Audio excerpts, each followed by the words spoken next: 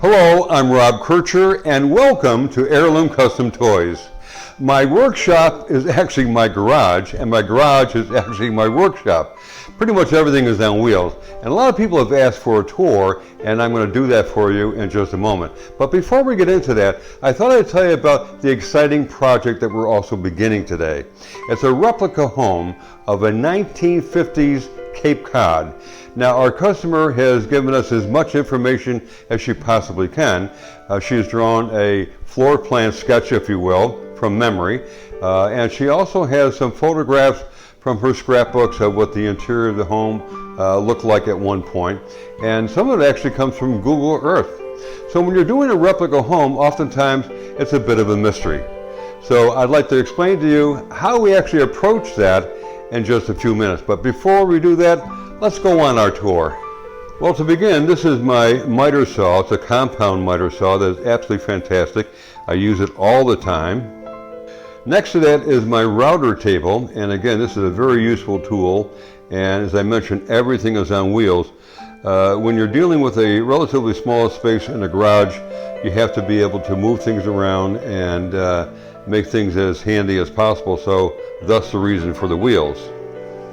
Now, I'm sure you're going to laugh at this, but this is my piano, and it's not on wheels, it's stationary, but in between doing long days, if you will, sometimes I like to sit down and just relax and play the piano. So I know it's a little odd to have a piano in the garage, but I do. And next to my piano is my planer. And over here is a complex of tools. Again, everything is on wheels, and I store lots of things below that. But the first thing is my drill press.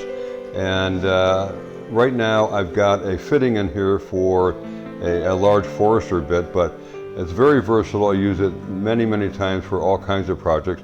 And next to that is my mortiser. And this actually cuts square holes. And I'm actually using it on this project. And next to it is my bandsaw. I think pretty much everyone's familiar with those. This is a heavy duty commercial one. And below that are two interesting tools. This one is a very small table saw. I use it for cutting moldings and so on. I'll be using on this project for baseboards and so on, and door casements. And next to that is a cutoff saw for, again, small moldings and so on. These are must tools when you're doing the kind of work that I do on miniature things, the 1/12 scale. Now here's something else you probably laugh at, but I also paint. And this is my easel. I'm between paintings at the moment.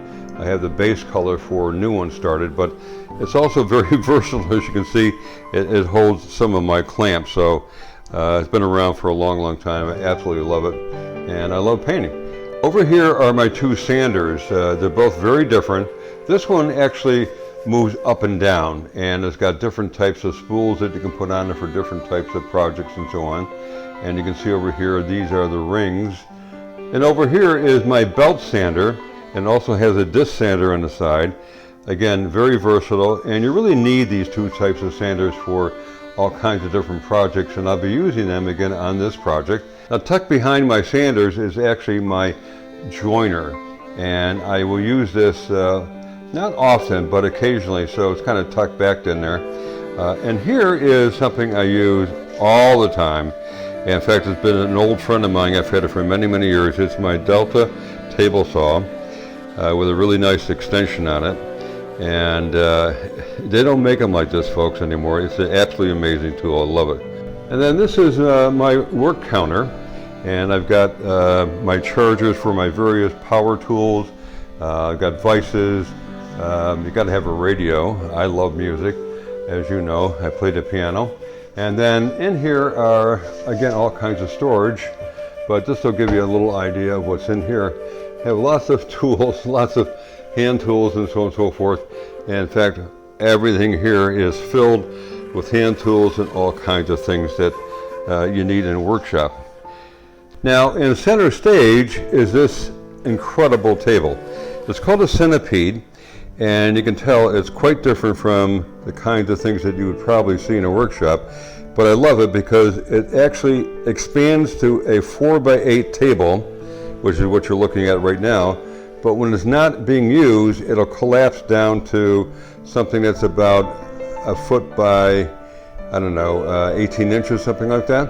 So it's great when you don't have a lot of space and you want to be able to be very versatile. This baby is incredible. Okay, so what I have over here are a lot of the tools I'm using on this replica home project, and you need every single one of them. Now, as I mentioned previously, doing a replica home is a bit of a mystery, and our client has helped us out as best she can. This is the sketch that she sent us, and she did do it on the grid paper, which is very, very helpful. And what I did is just went on and actually highlighted the actual room sizes and where doors are, windows are, and so on and so forth. And then what I did is I transposed that, if you will, on a large piece of plywood. This is 3/8 plywood that will become the base of the actual model, the replica home model. And as you can see, I've laid out the various rooms. This is the living room. These are stairs that go up to the second floor. The master bedroom, second bedroom, bathroom, first bedroom, kitchen, the dining room, and the garage and the back porch, and over here is the front porch. So maybe I got you dizzy at this point. Okay, so what are these lines for, these grooves? Well, they're actually routed out lines, if you will, that separate the various rooms from one another. And you have to have this because you have to create walls, obviously, and the walls have to be attached to something. So if they're in a groove, you can actually glue it and put it in place, and now you have a really substantial base floor. And then you build the second floor and then the roof structures. Okay, shifting ahead to the next step, if you will, what you're seeing here is cutouts of the various doors and windows that matches the floor plan. And again, these guys are going to fit into the grooves that we have for the various floor plans. For example, this one is the garage door, then comes the kitchen window, and then comes the dining room. Okay, so this would go here. You can see that. And then that gets glued and it gets tacked. And you do that all the way along the line. So this is the one for the front porch. That's the one for the master bedroom and living room. And this is the one for the second bedroom and master bedroom. This is the back wall for the bathroom, the first bedroom, and the garage. And then over here is the garage side. So it kind of takes you around. Now, the next thing is to put these in place. As I mentioned, you have to glue them and you have to tack them. And then we're going to do the interior part of this thing. So this thing will become very solid after we have all these things done, and then you go on to the second floor. It requires lots of detail. For example, I'll go back to the plans.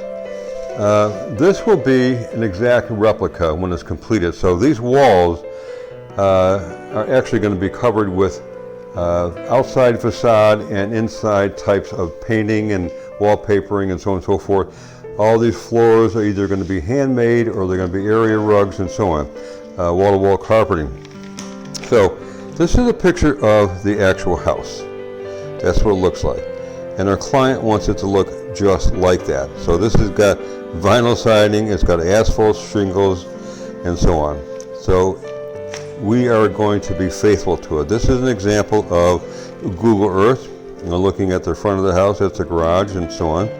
And then inside, she gave us some pictures of the kitchen, another view of the kitchen, and this is the front porch. So it's going to look just like that. And then here's the dining room.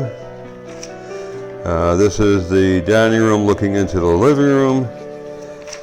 In another area of shot of the Google Earth, this is the living room and master bedroom, so you get a sense for where the windows are and how the roof lines work.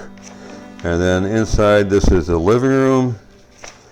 And again, we go through Google Earth and so on. So you go through these page by page by page and try to replicate as best as possible what the interior of this house is going to look like when it's completed. And again, we're going to do it as faithfully as we possibly can. Now, this is going to be an intricate build. It's going to take about at least 2 months to complete. and we're going to be doing a series of these videos as we progress through the project. So we would love you to stay with us as we show you how we're going to put together this amazing replica home. And don't forget to subscribe, to like, and to share us. Okay, we'll see you next time. Bye-bye.